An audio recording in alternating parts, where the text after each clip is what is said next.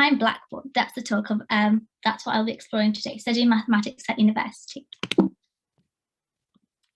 The first thing I want to explore is talking about me. So welcome you all, my name is Shamia, and I'm currently a second-year mathematics student studying a bachelor's degree at the University of Leicester. In addition to this, I am also currently, I have the role of a customer service advisor working in retail for the past 3 years. And additional to this, I'm quite passionate about working with students, particularly girls, to encourage them in the field of mathematics. And with this, I have been able to found a platform called Women in Maths. I'm also currently awaiting for an internship. So I've been successfully given an internship for audit and assurance with Deloitte in the summer. And I'm also a lead mentor in mathematics as part of the student union at my university. Before we get started into more about university and mathematics at university, I would like to introduce you to a problem, getting you thinking about mathematics.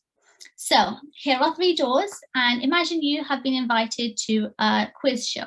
So I'm giving you an option to select one of these doors, for which behind one of them there is a fantastic luxurious car that is up for a win. But I will also inform you behind 2 of them there is in fact a goat, and that is not what you want to win.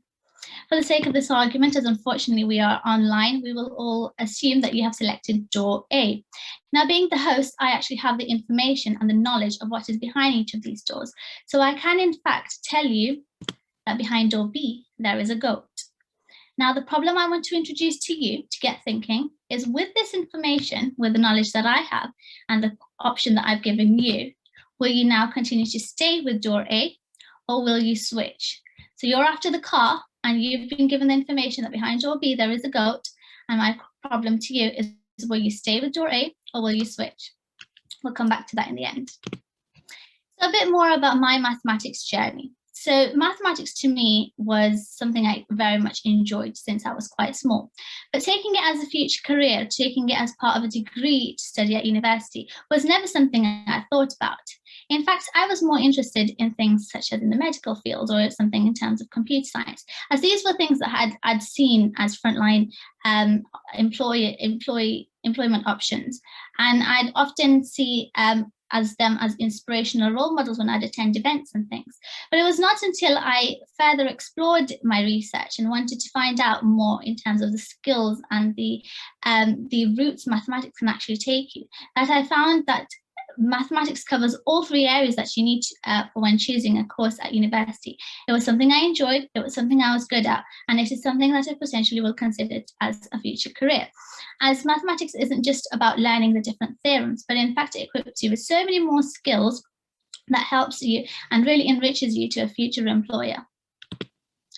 So some key questions that some students may ask in terms of mathematics for if you're considering to think and take that in university. Do I have to be a genius? And the answer is not really. There is so much as part of maths in terms of finding out that there are different levels of how much you may want to explore. There's all the way in depth, such as Fermat's last theorem, or there's so many different proofs out there you can listen and explore. But understanding maths to a certain level where it can be applied in your day-to-day life is all that you need to become quite successful. And a bunch of mathematics with the statistics you can explore as well is that 50%, over 50% of students in their A-levels achieved an A to A star. So you can see that maths actually has produce successful rates and successful results, just purely having an interest and a passion to continue studying the subject rather than actually be good at it, which you can excel with all the supports and options available. So the next question is maths for me. Now I've come across a really interesting point here, which I want to share with you that was found on the Maths Careers page that I would highly encourage you to check out, where they've compared it to an example such as high jump. So in a high jump, where if you're competing in Olympics or you're an athlete, you want to aim for your highest personal best such that you are doing the most that you can and you're exceeding all the other athletes and competitors there are. However, if I were to do a high jump, I would not go that high. My jumping is quite bad actually, but for me, that would be my personal best. So when you're considering is maths for me, you want to actually explore what is your personal best. How much do you want to explore and to what level do you want to take this further? So think about that. What is your personal best? I want to now go into a bit more information for what university experience generally entails for a student studying maths or in the field of mathematics. So there are some key elements that build up your university experience, which moves forward from the school or college environment. And this means that you have timetable lectures that are not quite standard to your from 9 to 3 o'clock.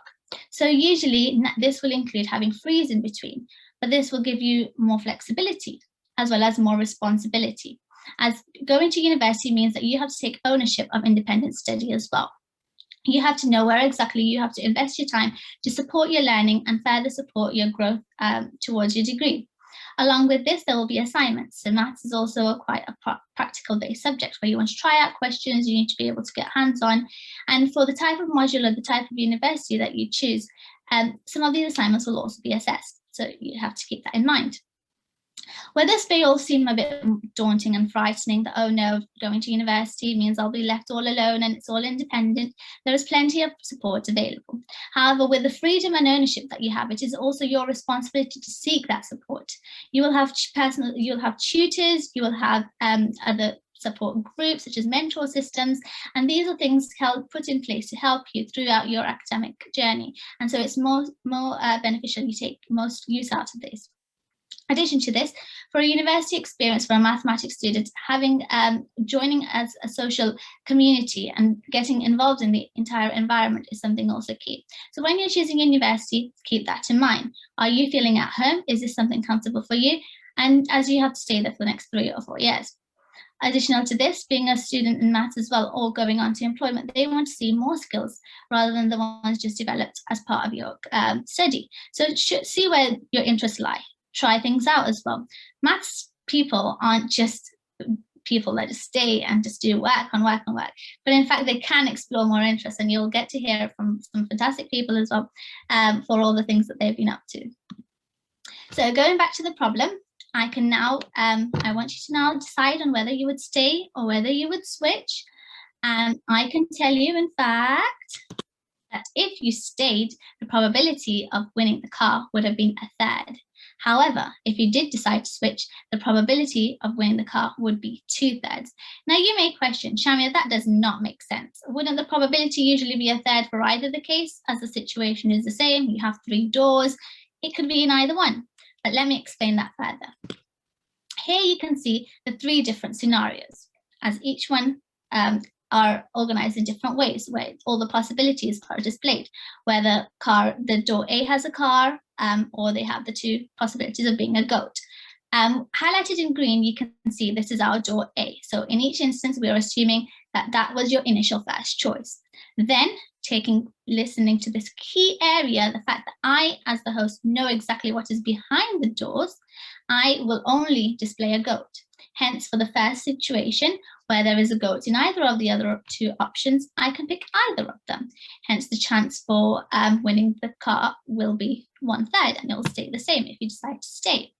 However, for the other 2 options where you have selected a goat, now this narrows down my chance of opening what door. As I have the knowledge being a host, I would not directly open the door with the car behind it, as this would invalidate the actual game show, as I would display exactly where the car is.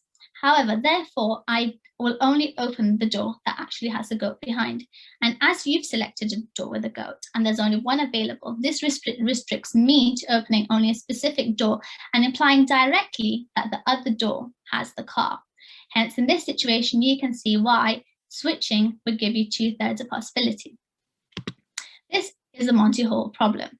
You can explore this further and look into it, as it's actually a quite fascinating and quite intriguing problem, and you get to learn so much out of it. And it's just another one of the examples where I've been put into a situation where then I just fall in love with maths all over again.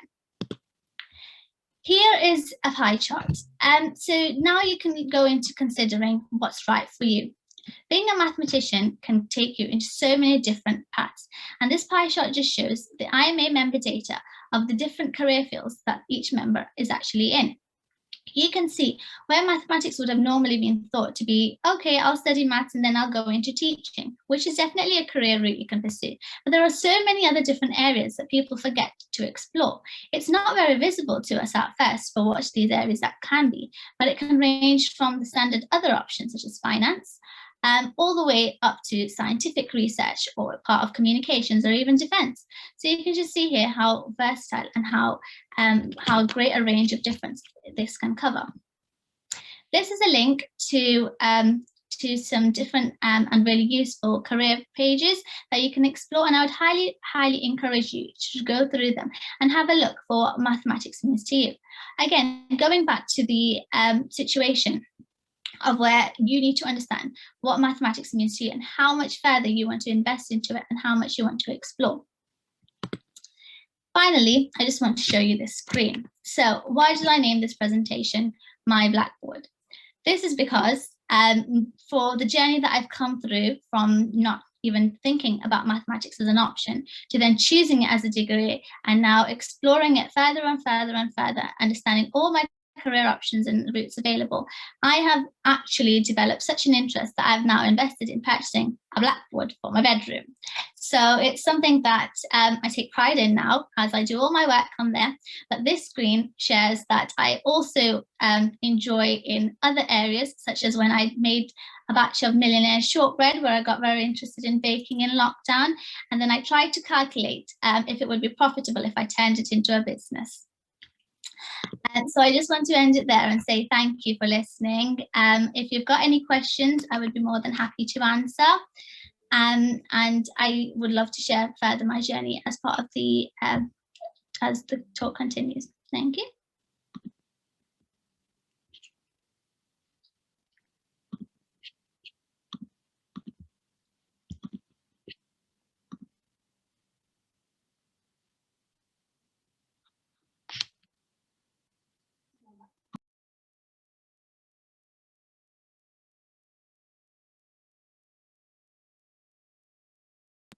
So if there's any questions, if you pop them into the Q&A session, the Q&A box at the bottom, and we'll happily answer that for you.